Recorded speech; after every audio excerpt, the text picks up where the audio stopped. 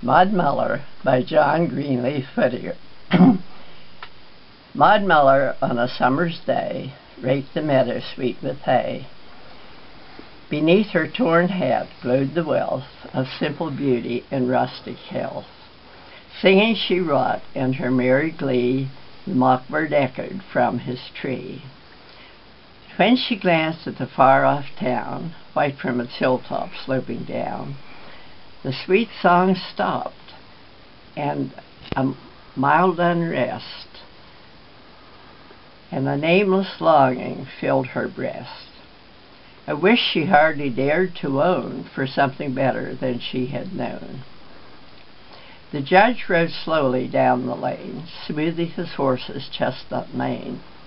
He drew his bridle in the shade of the apple tree to greet the maid, and asked for a draught from the stream that flowed through the meadow across the road. She stooped where the cool spring bubbled up to fill for him her small tin cup. Blushing she gave it, looking down at her feet so bare and her tattered gown. "Thanks," said the judge, "a sweeter draught from a fairer hand was never quaffed." He spoke of the grass and the flowers and the trees, of the singing birds and the humming bees, then talked of the hay and wondered whether the cloud in the west would bring foul weather.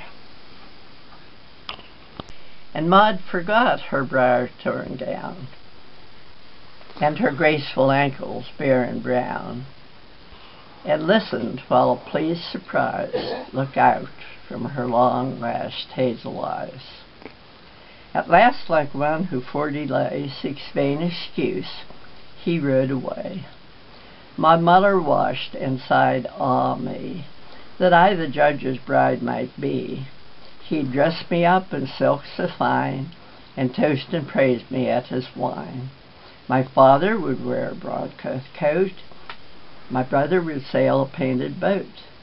I'd dress my mother so grand and gay, and the baby would have a new toy each day. I'd feed the hungry and clothe the poor, and all would bless me who left my door." The judge looked back as he climbed the hill and saw Maud Muller standing still. A form more fair, a face more sweet, ne'er hath it been my lot to meet. And her modest answer and graceful air show her wise and good, as she is fair. Would she were mine, and I today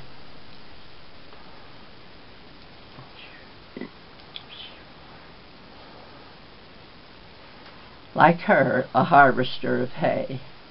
No doubtful balance of rights and wrongs, no weary lawyers with endless tongues, but low of cattle and song of birds, and health and quiet and loving words. Then he thought of his sisters, proud and cold, and her mother vain of her rank and gold. So closing his heart, the judge rode on, and Maud was left in the field alone. But the lawyer smiled that afternoon, when in court he hummed an old love tune, and the young girl mused beside the well till rain on the unraked clover fell. He married a wife, rich of dower, who lived for fashion as he for power, but often as marble hearth's bright glow he watched a picture come and go, and sweet Maud Muller's hazel eyes looked out in their innocent surprise. And oft when the wine in his glass was red, he longed for the wayside well instead, and closed his eyes to his garnished rooms to dream of meadows and clover blooms. And the proud man sighed with a secret pain, "Ah, that I were free again, free as when I rode that day where the barefoot maiden raked the hay."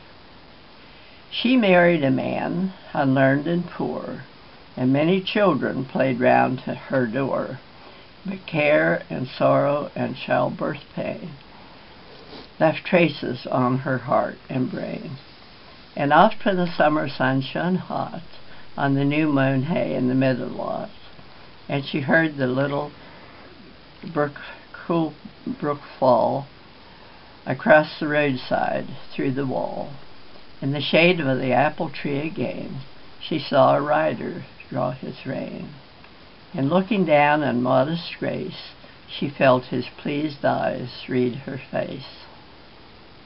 Sometimes her narrow kitchen walls stretched away to stately halls.